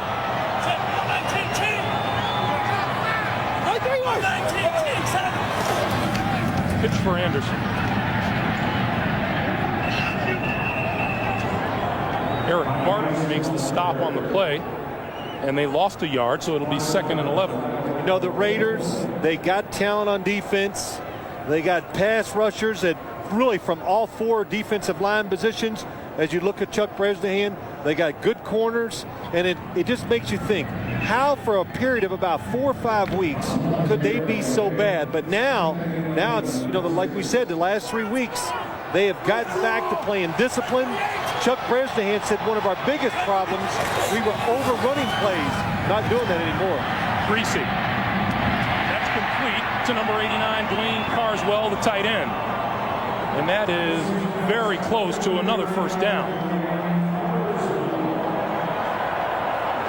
And time will wind down on the 3rd quarter, and 3rd quarter comes to a screeching halt. Davis in the backfield. Play fake by Greasy. All kinds of time, and now pulls it down and runs. There's a penalty marker. Greasy to the 40, to the 35, out of bounds at the 32-yard line. And a penalty marker flies after the play. Anthony Dorsett applied the hit that will cost Oakland more yardage. Absolutely, hit him out of bounds. Unless this penalty marker back upfield. Oh, it's a hold. And you know this is going to kill Mike Shanahan. We have 2 fouls on the play. Holding, number 64, offense.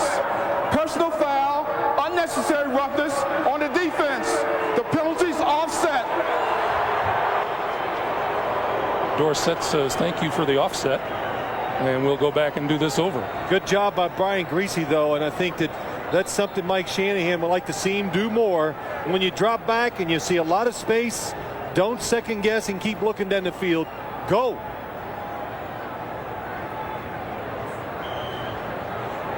You know, the big thing for this Broncos offense that I've noticed this year since Ed McCaffrey has been out, and I say it when I do the games, they do not make enough big passing plays when they drop the quarterback back. More penalty markers on the play as Davis takes the pitch and gets across midfield. Offsides. That means they most likely, Greg, they lined up offsides. Offside, 57, defense, lined up in the neutral zone, still 1st down. You know, Phil, all of a sudden it's an epidemic. And what was it? The Raiders. Oh, there's the Raiders 100th, fourth most. But we were complaining about this a couple weeks ago, that the defense just keeps inching up towards the offense side of the ball, and this weekend we've seen it a lot. And you said they don't listen. I don't think it was us. I don't either. The line of scrimmage, the Oakland 48-yard line. Mike Anderson in the lineup. Greasy, play fake. Lots of time. Throws this side of the field, and that's complete to Anderson. And that's going to be for very little gain to the 45-yard line. Let's go back to New York for an update. Here's Jim Nance. Jim. All right, thank you, Greg. Seattle trying to keep its playoff hopes alive. Trailing here by 2, but not for long, because it's Dilfer, his third touchdown pass of the day. This one goes to James Williams, covering 37 yards. He also completed a 2-point conversion. Giants now trail the Eagles.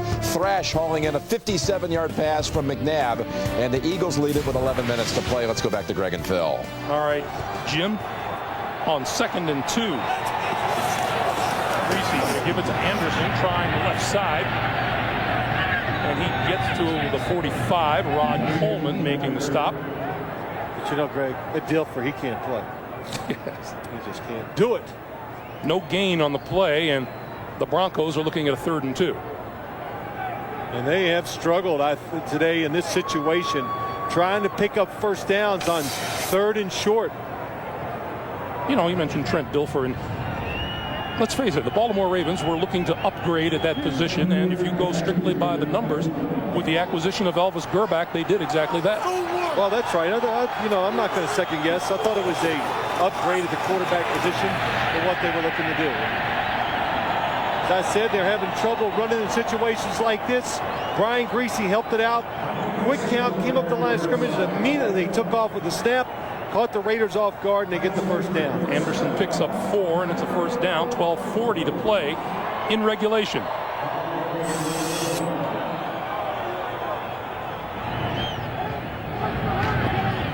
Darrell Russell goes off. Rod Coleman onto the field on first down here at 41.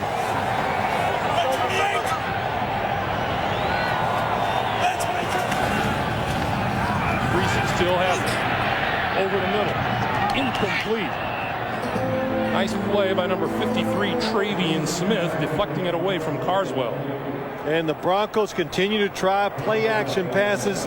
They are trying to make that big play in the passing game. And the Raiders, watch what happens. Brian Greasy is going to go to the right of your screen. He looks way out to the right. Nobody open. Late comes back. Nice play. We talked about those Denver tight ends and their great contributions over the season, but they have managed just 3 catches today. On 2nd and 10, Greasy throws to the far side, and that's complete inside the 30 for a first down to Rod Smith. Well, if you're having trouble in your passing game, go to the receiver. You know he's going to sell it out. Makes Eric Allen think he's going deep. He stops. Good timing by Brian Greasy. And a good throw.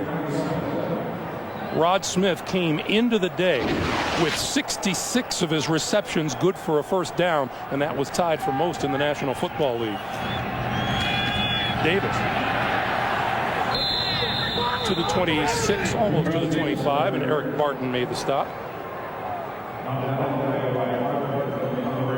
I noticed Rod Smith was out that last play. That usually means a run, but he has not come back in the game, even on after that play. So Mike Shanahan saying he's about 80%. 2 high ankle sprains.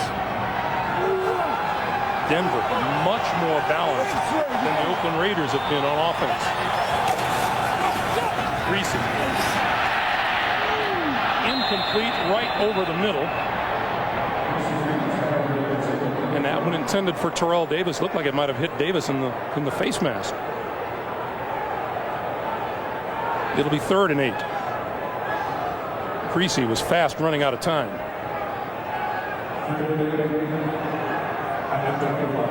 So there's Rod Smith back onto the field. And Denver Broncos fans have to be thinking to themselves how many more possessions now they might get, especially with the way the Raiders have been able to drive the field today.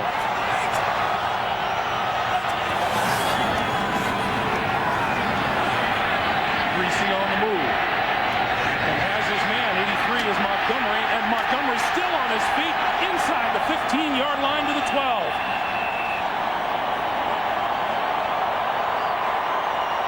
14 yards and a first down. Scotty Montgomery, the second-year man out of Duke.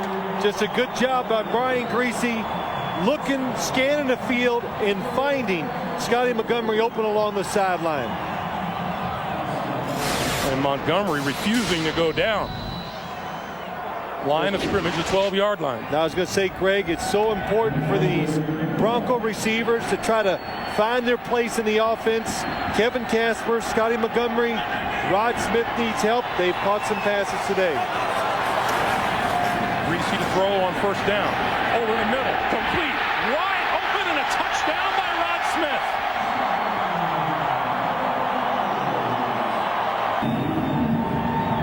Jason Elam for the point after, and it is good. Rod Smith with his 11th touchdown reception of the season, and Denver back in the lead by 3. Terry Kirby on the run from the 16-yard line, and a hole up the middle to the 40, midfield, and into Denver territory, and right back with special teams. The Oakland Raiders are in great field position. 20-17 Broncos. Their first touchdown in the fourth quarter in 7 games. They are also the 3rd worst in the NFL in points allowed in the fourth quarter. Tyrone Wheatley straight ahead, still on his feet inside the 40 to about the 39-yard line. 9 yards, and it'll be 2nd and 1. And how much did that kickoff return mean to the Oakland Raiders? Oh, it just takes all the energy out of the opposing team. The Broncos, the defense, hoping to make the Raiders go 80 yards, and you walk out there and they're already on your side of the field, is an emotional lift for the Raiders. First time all day that the Raiders begin a drive in Denver territory. Now it's 2nd and 1. Wheatley and Ritchie behind Gannon. Wheatley again.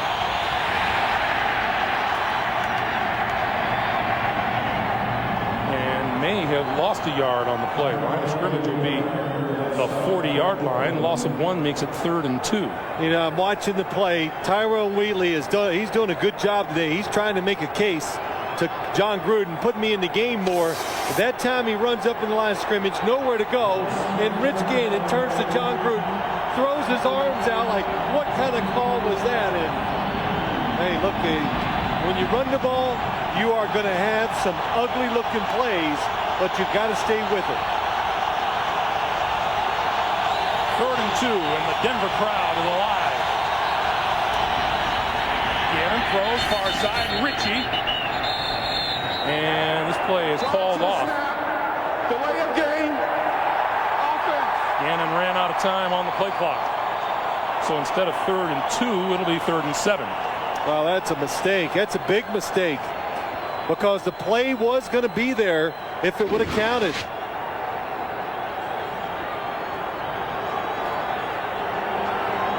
Clock strikes 0, and the ball is not snapped. Not even close. Even in slow motion, it wasn't even close. That's right. Rich Gannon, though, was trying to read the coverage. Had a lot of motion to his right. Sometimes you are going to lose contact with the play clock. And now, for some reason, the officials have called a halt to the proceedings.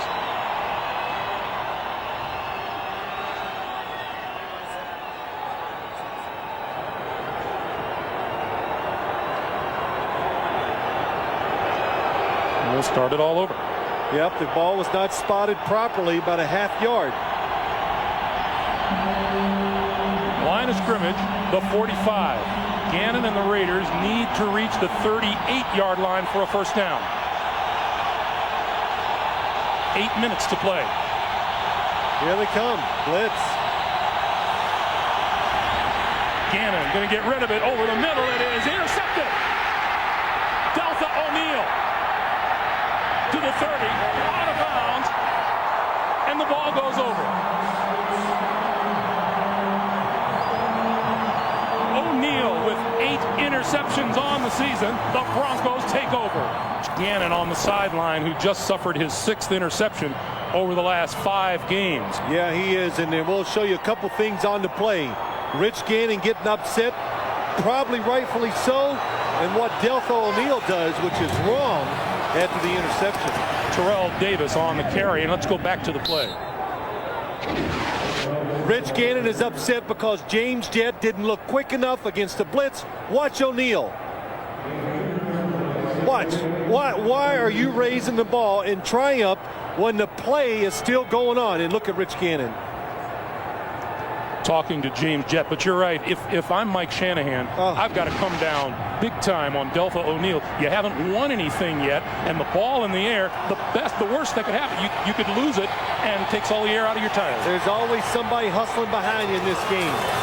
Celebrate once the play is over. Quick pass to Rod Smith on the far side of the field, and he is down at the 40-yard line. Darrell Russell out there to make the stop. But to go back, Rich Gannon was so upset because, you know, there's a lot of just intuition you must have as a player.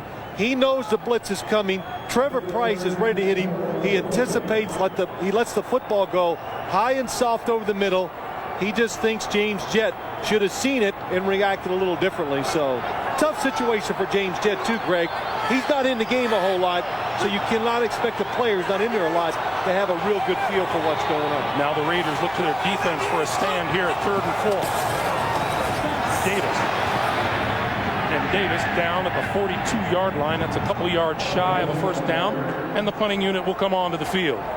Terrell Davis, his stats for the day, they are pretty good. But again, said it a couple times, the Raiders defense, it is playing better. It's so much more disciplined up front. Nobody over pursuing, nobody trying to be a star. And Chuck Bresnahan, he's got to be happy with what he's seeing. That's Charles Woodson back at his 15-yard line.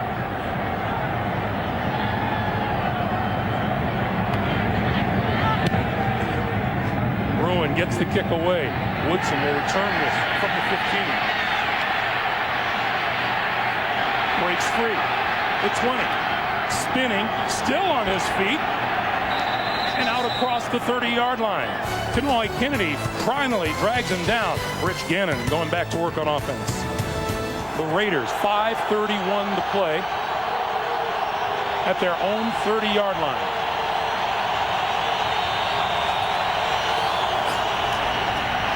Gannon over the middle.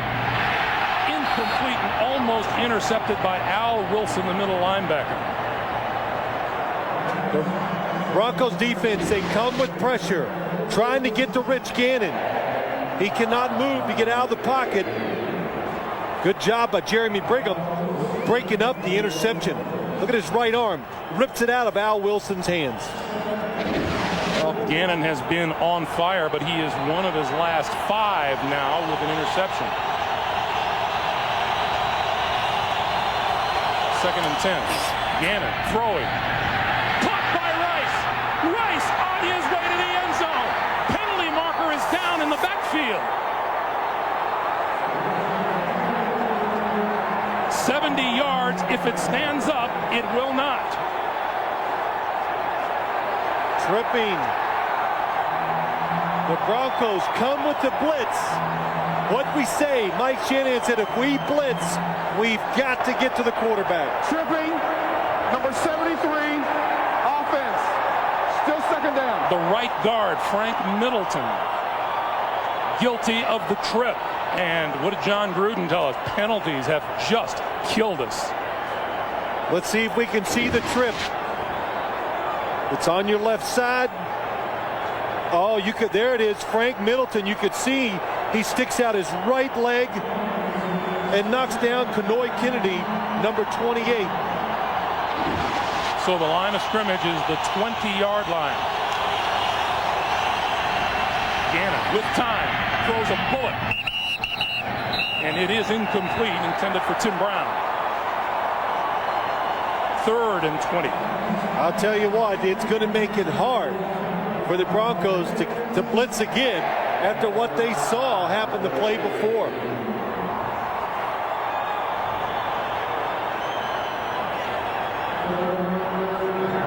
And And especially now, of course, Greg, in a third and 20 yards to go. Once again, the Broncos crowd comes alive as you look at Gannon's 50% success rate. Play clock down to 2, down to 1, and they get it off. Gannon throws short to Garner. Garner can't get away, can't get to the 30-yard line. Mobley and Gold closed on Garner, and they'll kick it away.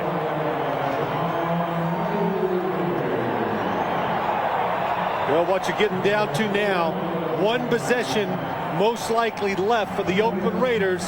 The pressure goes to their defense. Can they stop the Broncos offense fast enough to give their offense a chance? Leckler to kick it away. O'Neal back at his own 20. Leckler gets away a low kick. And it bounces out of bounds short of the 30-yard line. Reese going to throw. Quick slant. Incomplete. Intended for Rod Smith. And Eric Allen closed on Smith. It'll be 2nd and 10, and we go to Jim Nantz in New York.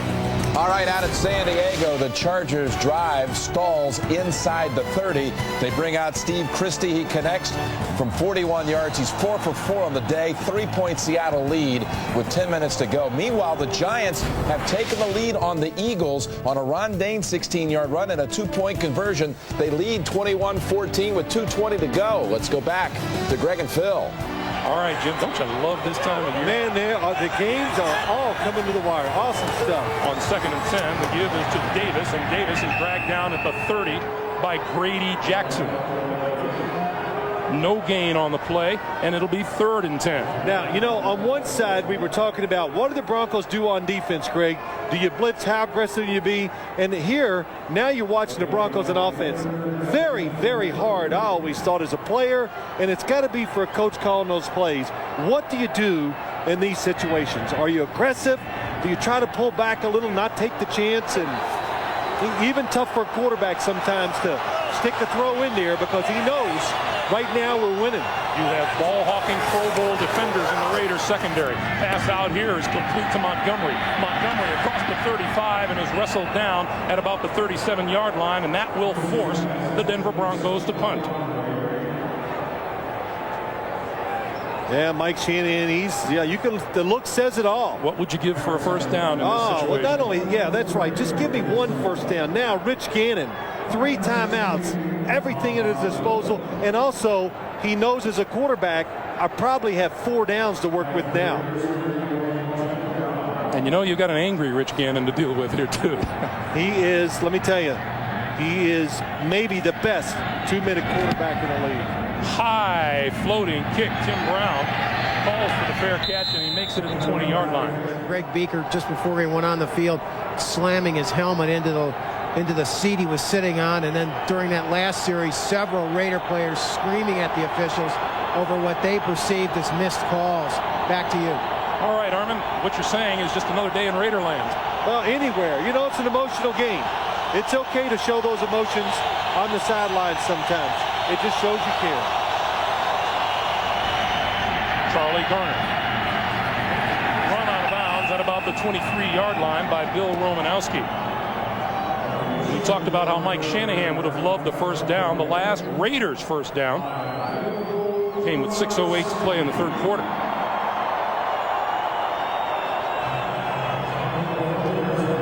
Two and a half to play in the 4th quarter. Last week against the Tennessee Titans, Rich Gannon led a 2-minute drill. I thought it was superb.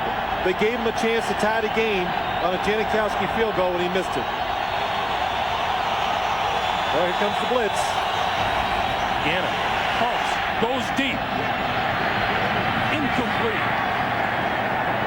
Jerry Rice shadowed down the sideline by Jimmy Spencer. Well, let's look ahead. You got 2 minutes, 8 seconds to go. You have all 3 timeouts. If you don't pick up the 3rd down, what do you do? I think considering where you are on the field, you kick it away and get your defense. I think I got to wait and see the situation. If it's 4th and a yard less, maybe they go for it.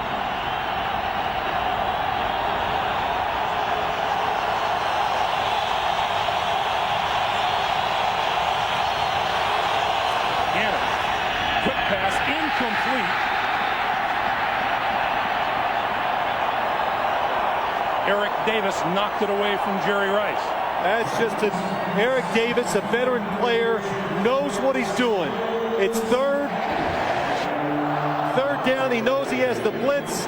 Look for the receiver to run the short route, and he breaks on it and knocks it down. And it looks like the Raiders are going to go for it on 4th and 6. I think this is the right call, Greg. If you put it away, they are the best in the league on 4th down. We'll see how good they are here. Ritchie and Jordan in the pass block, and here come the Broncos over the middle. Incomplete. Jerry Porter looking for a penalty marker that is not forthcoming. 2 minutes to play. Denver has the football when we come back. Jimmy Spitzer, look at his left hand. And everybody thinks that should be a penalty, but unless you turn the receiver and you alter him where he can't make the catch, that does not have to be called a penalty, and I think it was the correct call. Terrell Davis on the handoff, shakes a tackler, comes back this way, inside the 20-yard line before he's brought to a halt. Elijah Alexander and Charles Woodson close, and the clock stops with 1:50 to play as the Raiders call a timeout. Denver with the football at the Oakland 20-yard line, and each team with 2 timeouts remaining. Yeah, a couple things, Greg, just to go back to that play, which is so big. 4th down. Again, as a defensive back, you can put your hand on the receiver as long as you don't alter him or turn him where he can't make the catch. And look at this situation right here.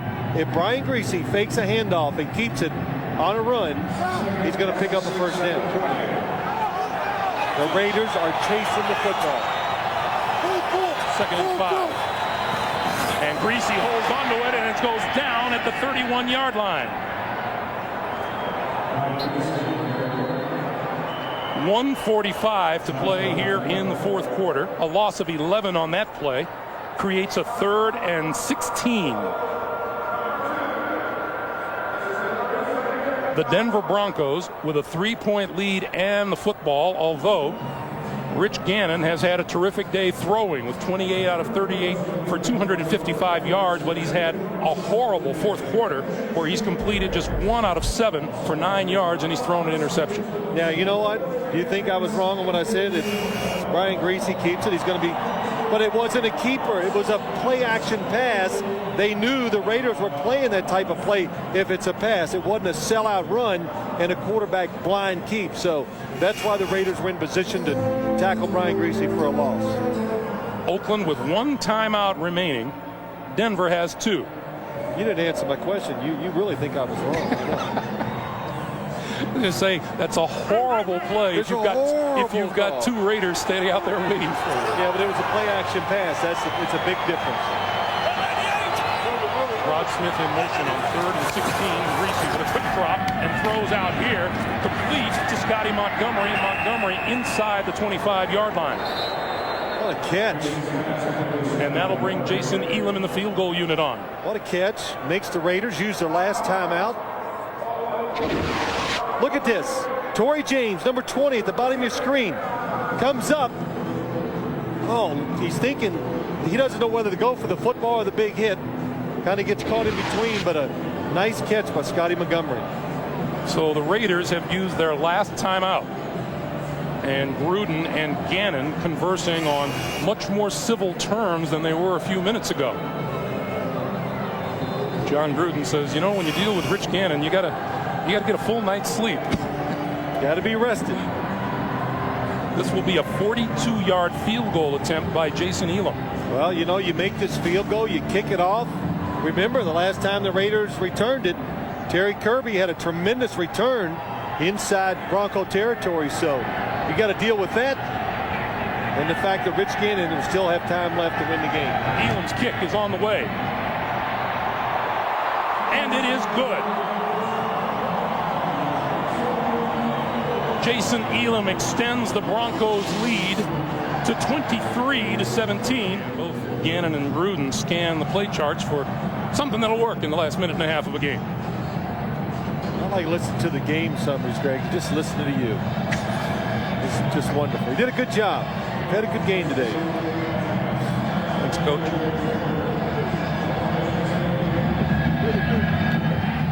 Elam kicks it away. Kirby looking for a good return. 20. And down at the 25-yard line. And we'll remind you tonight. So Gannon and the Raiders 75 yards from the end zone and no timeouts.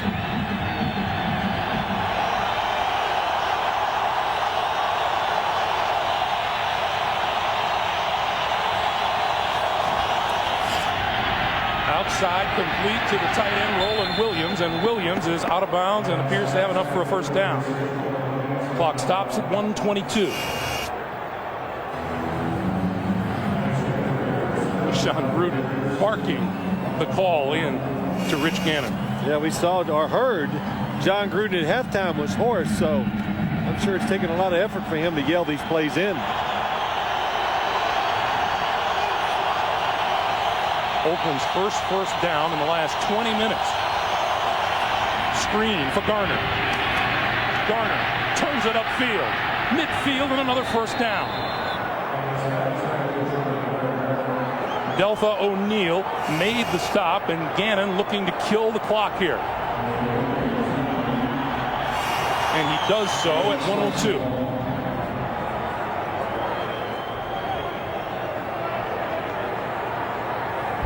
AFC playoffs. Pittsburgh, Oakland, New England, Miami are in. The last three remaining contenders, Baltimore, the Jets, and Seattle. Seattle is winning its game at San Diego as we speak. 50 yards to go, 62 seconds on the clock. I can't believe it. It looks like the Broncos are going to blitz. Maybe they're faking it and everybody's going to drop out. Here they come.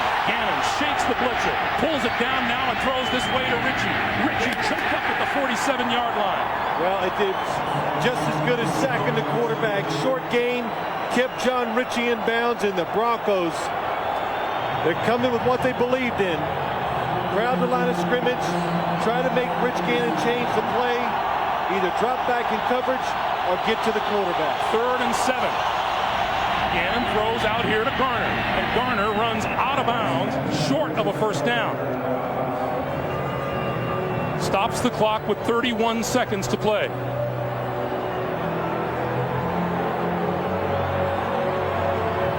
I think you call a play, of course, you want to pick up the first down. That's the most important. You spike the football, and when you do that, it's going to give you probably 2 chances to throw it into the end zone. 4th and 2.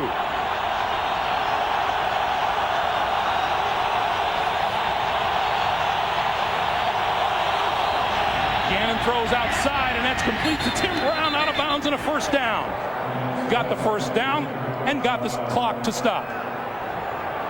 What a throw and catch that time by Rich Gannon and Tim Brown. On the move. Good coverage. Eric Davis.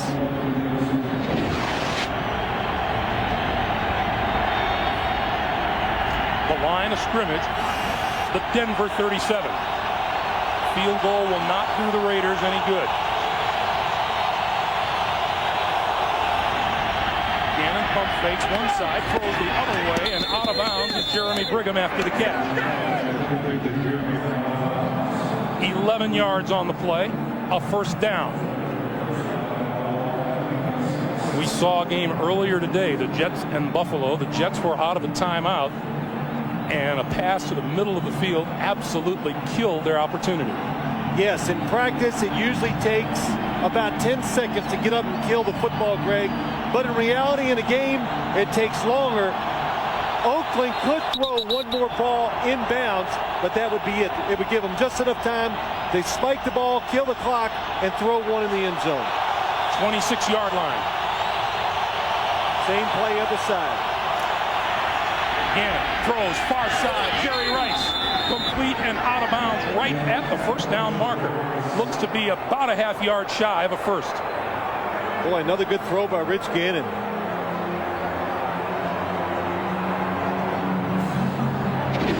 Tight coverage, throwing to the outside. You got to be pinpoint as a quarterback. Jerry Rice, he has dotted the sidelines many times and once again goes over 100 yards in reception. 9 catches on the day for 108. And now Denver calls a timeout. 16 seconds on the clock. The Raiders trying to establish some consistency in their game heading toward the postseason. They lost to Tennessee last week, beat San Diego the week before and Kansas City the week before that, and lost to Arizona the week before that in overtime.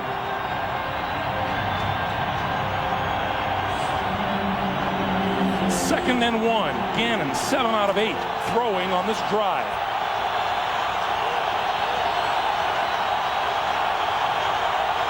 Here comes the blitz.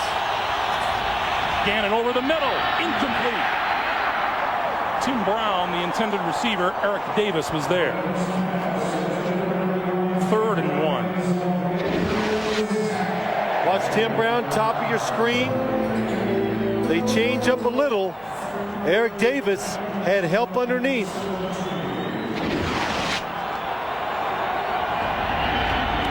Third and 1. 12 seconds on the clock. And you would doubt that the Raiders can afford a completion inbounds here. Gannon for the end zone. Tipped it incomplete. Eric Brown tipped it away from the tight end, Roland Williams. And it comes down to this. Rich Gannon knows he's not open. Just tries to stick it in there before Eric Brown can come up and break it up.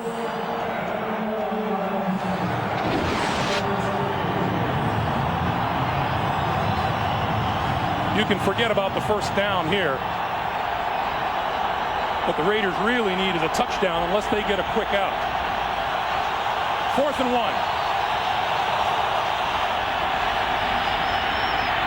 Gannon's going to now throw it, and it's intercepted at the goal line. Intercepted by Kenoy Kennedy. You could see the indecision in Gannon, who thought he might run it, knew he didn't have a chance to stop the clock if he didn't make it, and threw it, and it was picked off.